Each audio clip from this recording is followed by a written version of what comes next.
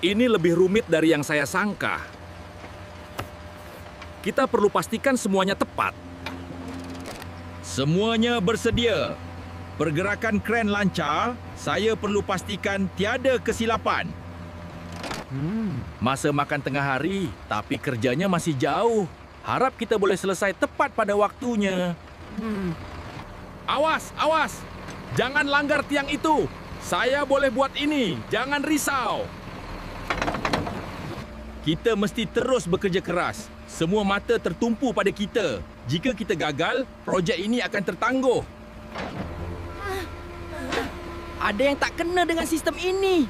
Kenapa kren tak bergerak dengan lancar? Okey, pastikan semuanya selesai tepat pada waktunya. Kita akan tunjukkan mereka yang kita boleh buat. Kita berjaya!